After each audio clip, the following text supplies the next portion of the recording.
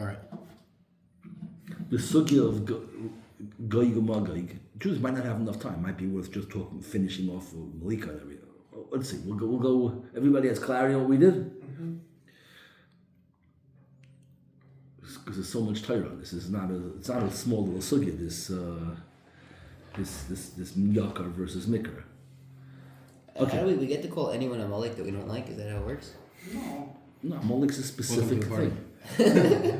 Why? What do you want? There's a lot of things that you No, like call it. Iran's a Malik.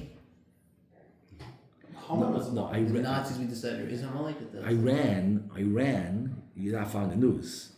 They're not Persia. Persians, they always that's they all day long. They're not Muslims. They're not Persian. No, the Persians say that these aren't. So why The regime is not Persians. The Persians are not Amalek. Paras is. Haman wasn't Persian? It's Haman was the guy who took control, who was leading Persia to make a war against the Jews. Who was the Persian? He's the regime. He's Khomeini. So who's the regime? Khomeini is Where's he from? Haman. Khomeini is Haman, right? But what he's saying is just because you don't like him, what makes him a Malik? What? What he's saying is just because you don't like Khomeini. Okay, so that we didn't do that. All right. But I'm saying, but I'm saying Persia. You're right. Persia is not. Paras is not The Amalek. regime is not Persians. Right, not What Persia. are they? Well, that's where I wanted to go a little bit. There's 4 different versions of what Achar Sayom looks like, what the Muhammad Goygamok is. Some opinions, some Chazals say, that's why we should really do it a different week. We can, do a teaser. You have to go through the sources. There's 4 different types, there's many sources, but they fall into 4 categories. Some sources say the last Milchama will be Amalek. Right? Some sources say the last Milchama will be Yishmael, which is obviously not Amalek. Some say the last Milchama is Plishtim. Who's that? Plishtim, right? Plishtim are still around? What? Plishtim aren't around anymore. And some say it's Edom. Some say it's Edom. Okay? So is it Plishtim, Edom, right? So how do you reconcile that? So here's the real thing you have to study. You have to study Nebuchadnezzar's dream. Nebuchadnezzar has a dream, a nevuah, a dream, and he calls in Daniel, and Daniel tells him the dream. So you have to read it. It's a whole parak. He asked all his advisors. He says he's going to kill everybody because nobody knew how to translate his dream. But here's Who's the writing on the wall? no, that's Belshazzar. This is what he tells him. So Nebuchadnezzar doesn't say what the dream is. He says you have to tell me what my dream was and what it means. He doesn't tell anyone anything. Doesn't know anything. It's hard. It's Aramaic. He says like this. Who's this, Daniel? Daniel's telling. Oh, these things. Okay, got it. He tells him you saw a statue. A huge statue, and it's bright. It was brighter than the brightest thing in the world. Koim l'kablach, it was standing opposite you. Verave dechil, and its appearance was terrifying. Dechil, awesome, scary. This statue, Reishe di Dahav, the head of it was fine gold. Chadohi udera'ohi diksaf. Its chest and its arms were made out of silver. Ma'ohi, its stomach, v'yarkasei di nachosh. Its yerech, its thighs and its stomach were copper. The head was gold, the chest and the arms are silver, the belly and the thighs are copper. Shekoihi di parzula, ragloihi di parzel, di chasaf. Its legs, I guess under the shaykh is really a thigh, so what's between the Yerech and the Shoik? Okay, whatever it is, but it means the legs. The legs were made out of iron, and the feet were one was iron and one was clay.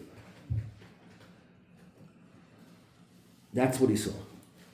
And then he's watching it and he sees a stone getting chiseled out of a mountain, getting cut out of a mountain.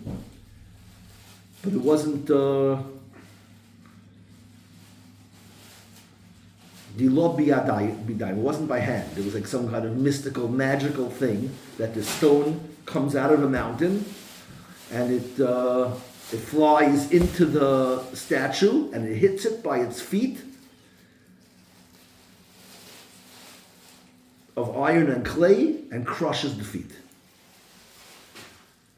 And then the entire thing crumbles under the feet that were knocked out from under it. That's the dream. The no chelmo upishrei nemar kodam malka. That's the dream, and now I will tell you what the translation of this dream is. The gold is Bavel, you. He's talking to Nebuchadnezzar. It's the most valuable, the greatest. That's the head. But then you're going to give way. Another kingdom will come. Uvasroch to kum malka achari. There'll be another kingdom that will come that is less choshev than yours. And then another one, that's the silver one, and then a bronze one will come and conquer the one who conquered you. Each one is less chashuv, and the fourth kingdom will be as strong as iron. That iron it destroys, iron crushes everything. And so will the iron crush all these previous nations. And the feet and the toes that were part clay and part iron, it means that it'll eventually become a divided kingdom.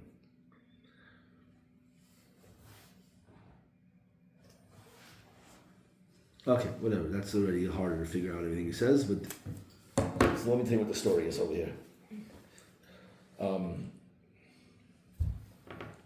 So we know there's four galuyas. There's Bavel, Paras, Yavan, and Edom. So Edom is the iron. The legs are iron. But then the legs give way to iron and copper, iron and clay. So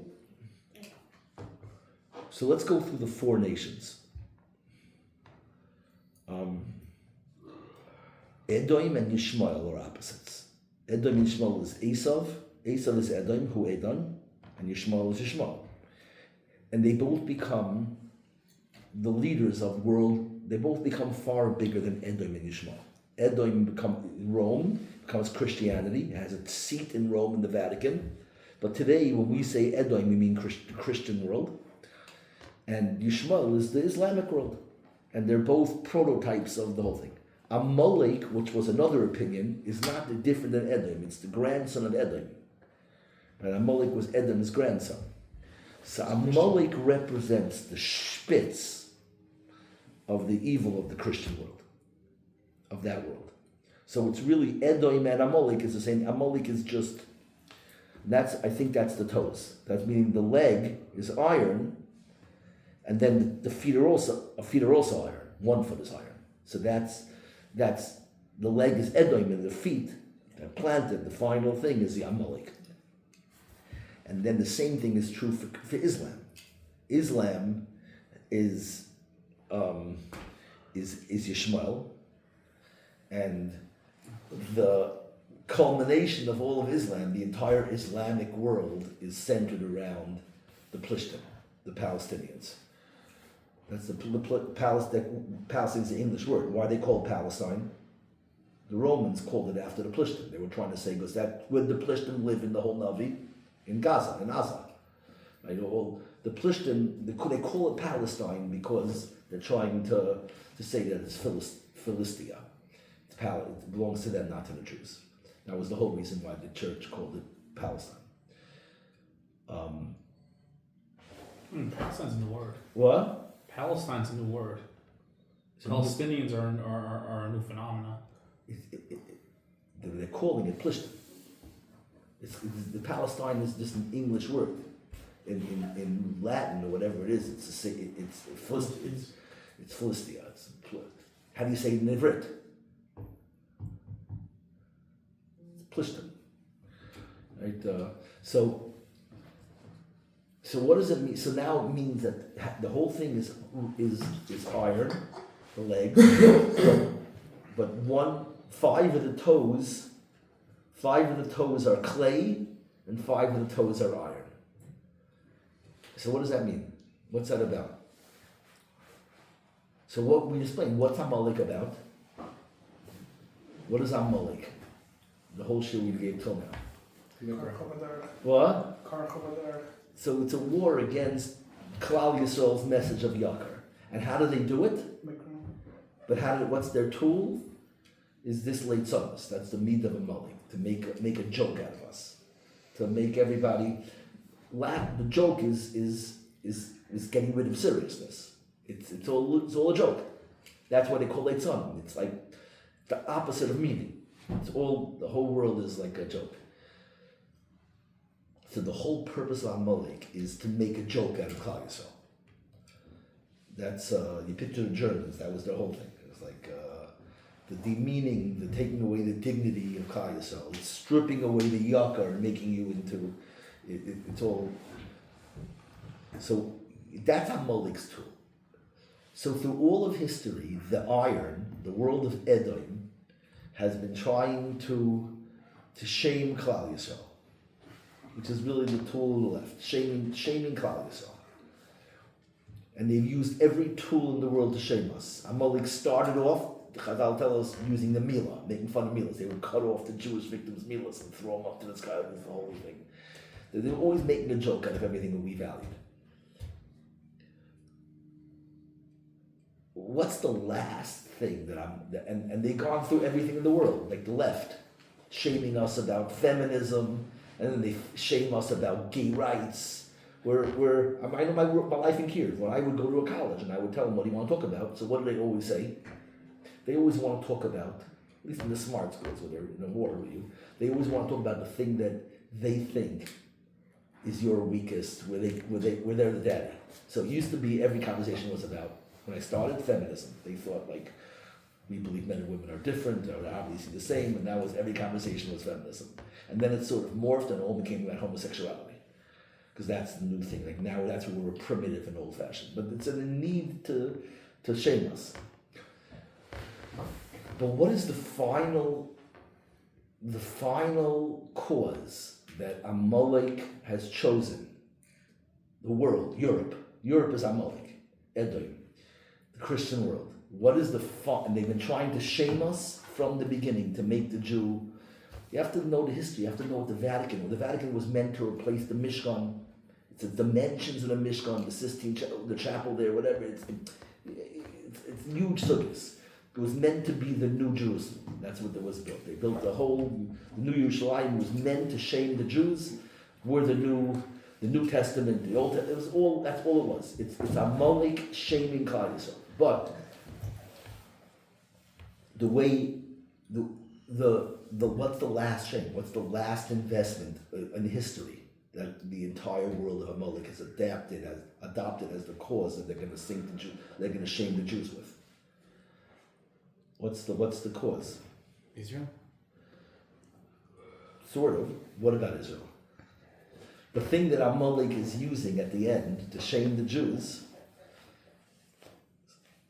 So I was saying that there's two legs. It's two like there's two. The world is Christianity and Islam. Christianity, the iron ends off in toes. That's Amalek, and Islam ends off. The final end of Islam is the Plishtim, the Palestinians, and Europe has adopted the Palestinian cause.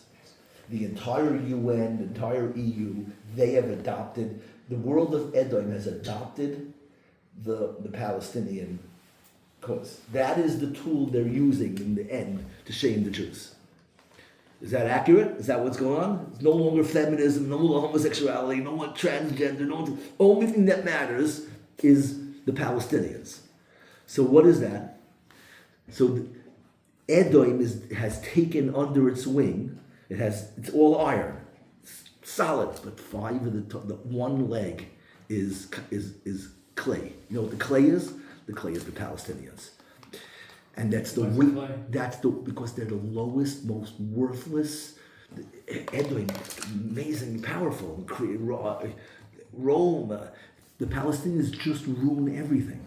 They're the lowest people in history. They destroy everything they touch. And they're the clay. But what happens is the entire Roman world, the world of Edom, Amalek, the shamers of the Jews, have invested all their eggs in one basket. What's the basket? The Palestinians. So the entire statue is standing on those five of the toes, and that's the rock comes out of the mountain and hits it by the clay, and the whole entire thing shatters. What it's telling us is that all of history, Amalek trying to shame the Jews, they finally invested in the thing that is not sustainable. There is no way to defend this. This is the Achilles heel, the weak link of the whole Amalek, of those five. All of Europe and all of the UN has invested all of their anti-Jewishness in the Palestinians. And it can't survive. The entire structure of Jew hatred is going to sink. And that's Tucker. You know, see, Tucker is just the prototype.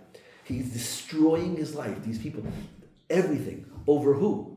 It's not really about Iran. Why is he defending Iran? What does Iran have to do with Qatar? Well, he loves Qatar. No, he loves Iran. What do they all share in common? They're the defenders of the Palestinians. Because it's not about the Palestinians. It's about shaming Klal Yisrael. The Palestinians are just the thing that they've invested, the last thing. But it's the indefensible thing. It's not defendable.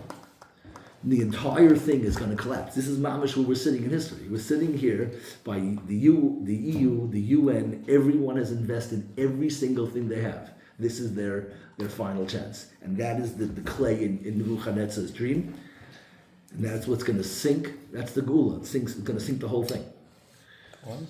And we watch it happen. You're watching Europe. You're watching the UN. They're just a joke.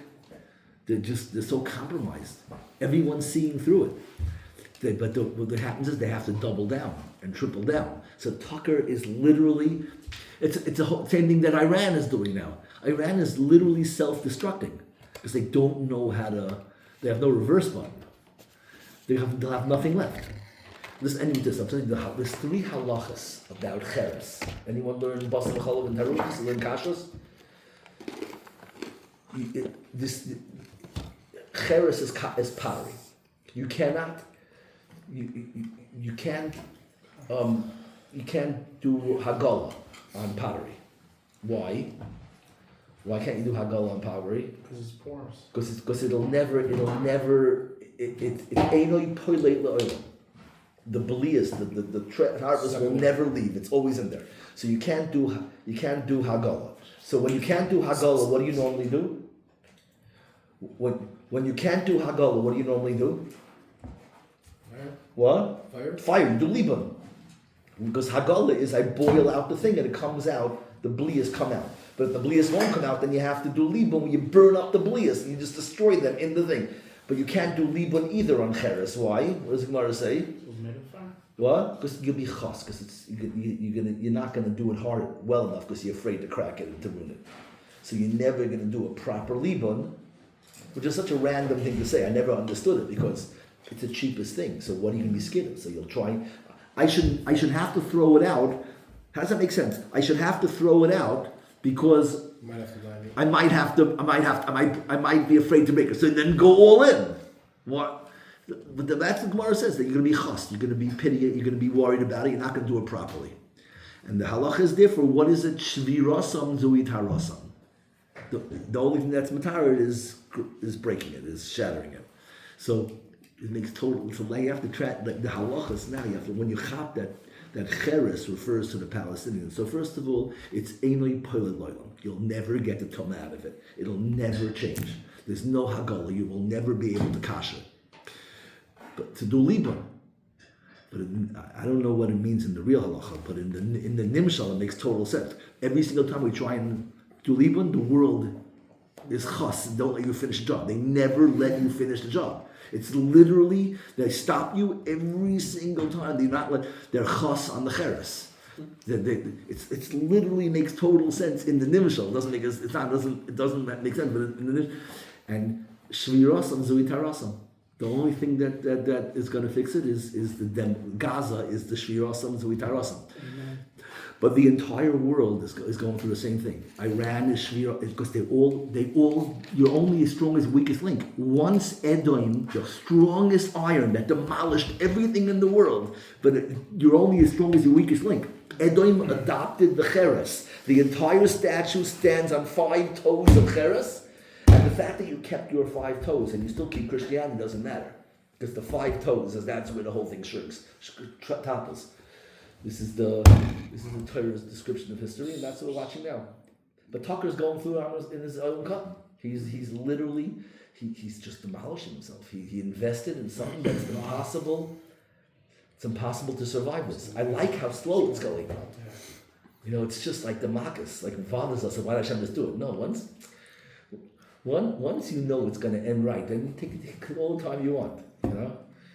It's a grumpy thing. Okay, I'm not going to say I have a muscle for other things that take slower is better, but we'll leave it out.